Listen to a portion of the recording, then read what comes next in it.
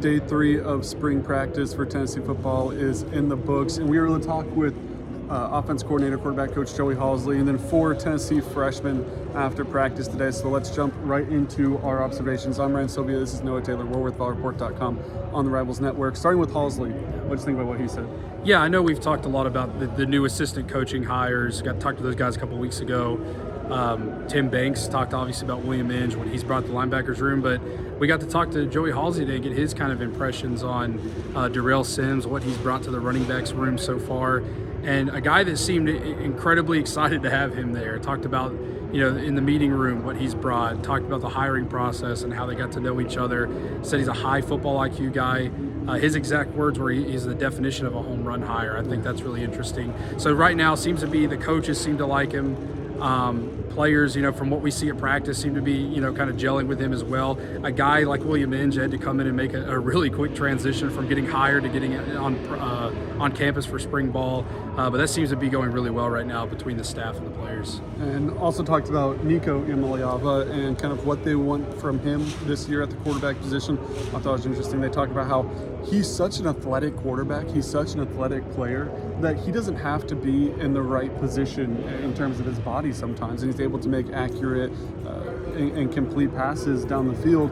Talk about how, hey, just because you can do that doesn't mean you should do that. So they're working right now on kind of putting him in the best position to make the easiest play in a sense of it, where you don't have to throw across your body on the run. Hey, is that the best spot you could have put yourself in for a throw there? So I thought that was interesting about what Hosley had to say. Talked about how, once again, kind of the leadership deal with Nico, really good on the one-on-ones. He's not getting on guys. He's not in guys' faces yelling and stuff like that. That's just not how he goes about it.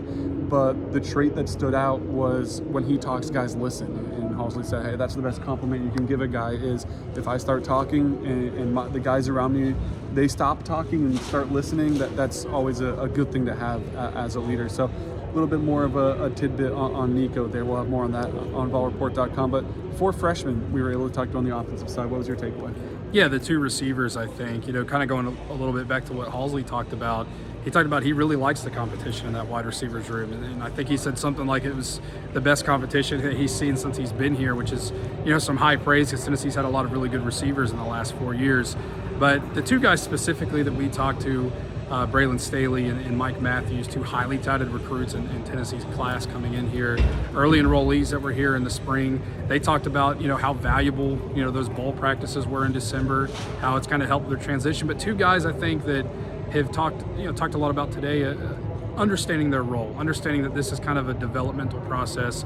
There's opportunities for playing time, but they're kind of approaching it, I think, maybe a little bit of a mature way to say that they know that these next couple of weeks, these next, 13 or 12 practices that they've got left are going to be focused on developing and getting better for fall camp eventually.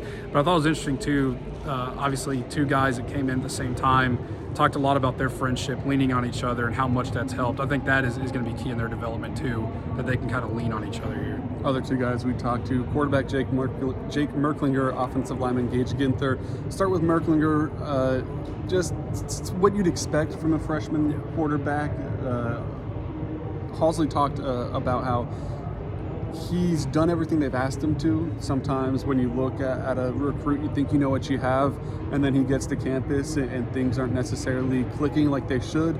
As I said, that isn't the case with Merklinger. He knows the playbook. He's calling plays right. He's getting them into the right protections, doing the right checks, putting them in the right formations. All the things you could ask for from a freshman quarterback is what's happening with Merklinger. Merklinger kind of echoed that sentiment in a humble way, of course, but talking about how, he's feeling more and more comfortable. And I think you look back to those bowl preparation practices, and that goes a long way with that as well. And Gage Ginther, the biggest question for the offensive linemen that come here, hey, how are you going to deal with this tempo? It's a lot for a bigger guy like that to get up and down the field and be able to compete, and he seemed like he was pretty comfortable with it.